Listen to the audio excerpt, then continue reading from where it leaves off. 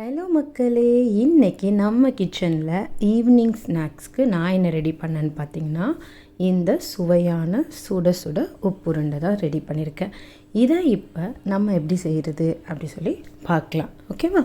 So ஒரு பேனில் தேவையான அளவுக்கு ஆயில் ஆட் பண்ணிக்கோங்க. நான் இங்கே வந்து ஒரு 2 டேபிள் ஸ்பூன் அளவுக்கு ஆயில் ஆட் பண்ணிக்கிட்டேன். ஸோ உங்கள் விருப்பம், நீங்கள் தேங்காய் எண்ணெய் யூஸ் பண்ணலாம், நல்லெண்ணெய் யூஸ் பண்ணலாம், எல்லாமே நல்லா தான் இருக்கும். ஸோ அதுக்கப்புறம் பார்த்திங்கன்னா கொஞ்சமாக கடுகு ஆட் பண்ணிக்கோங்க.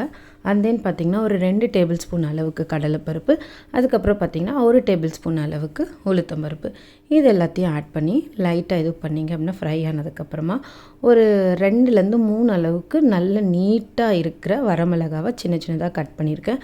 அது கூடவே பார்த்திங்கன்னா கருவேப்பிலையும் சின்னதாக சாப் பண்ணியிருக்கேன். அதுக்கப்புறம் தேங்காய் நல்லா திருவி எடுத்துருக்கேன். இது எல்லாத்தையும் அதில் ஆட் பண்ணி நல்லா என்ன பண்ணுங்கள் அப்படின்னா வதக்கி விடுங்க. அதுக்கப்புறம் தேவையான அளவுக்கு உப்பையும் ஆட் பண்ணி நல்லா என்ன பண்ணுங்கள் வதக்கி விடுங்க. இங்கே பார்த்திங்கன்னா நான் 1 கப் அளவுக்கு அரிசி மாவை எடுத்துக்கிறேன் இந்த உப்புருண்டை செய்கிறதுக்கு. அப்போ 1 கப் அளவுக்கு 1.5 கப் அளவுக்கு தண்ணி நம்ம ஆட் பண்ணணும். ஸோ நான் இங்கே என்ன பண்ணேன்னா 1.5 கப் அளவுக்கு தண்ணியை ஆட் பண்ணி கிளறி கொதிக்க விட்டுடுங்க.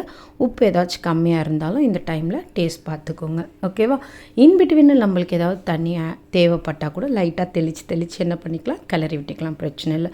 ஸோ ஒன்ஸ் கொதி வந்ததுக்கப்புறமா நம்மளோட மாவை ஸ்லோவாக என்ன பண்ணுங்கள் ஆட் பண்ணி கலக்கிட்டே இருங்க.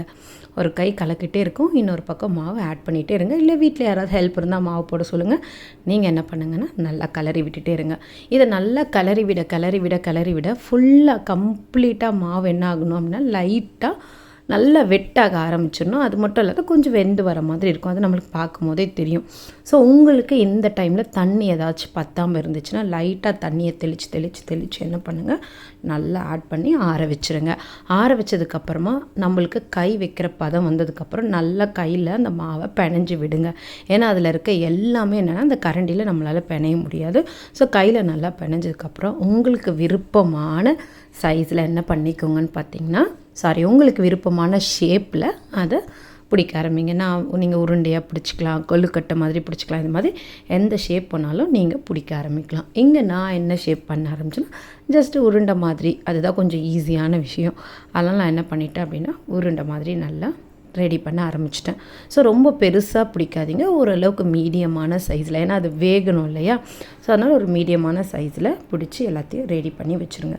அதுக்கப்புறம் பார்த்திங்கன்னா நம்மளோட இட்லி குக்கரை எடுத்து அதில் தண்ணி ஊற்றி ஸ்டவ் ஆன் பண்ணி ஒரு 5 மினிட்ஸில் அந்த தண்ணி கொதிக்க வரும்போது நம்ம ரெடி பண்ணியிருக்க எல்லா அந்த உருண்டையும் என்ன பண்ணுங்கன்னா அந்த இட்லி தட்டில் வச்சு அதுக்குள்ளே வச்சு அரேஞ்ச் பண்ணிவிடுங்க. ஸோ நல்லா ப்ராப்பராக எல்லாமே இருக்கிறது எல்லாத்தையும் அரேஞ்ச் பண்ணதுக்கப்புறமா நம்ம என்ன பண்ணிடலான்னு பார்த்திங்கன்னா மூடி போட்டு விட்டுடலாம். ஸோ ஒன்ஸ் மூடி போட்டதுக்கப்புறமா ஒரு 10லேருந்து 12 நிமிஷம் வச்சுக்கோங்களேன், அவ்வளோ நேரம் அது வெந்தால் போதும்.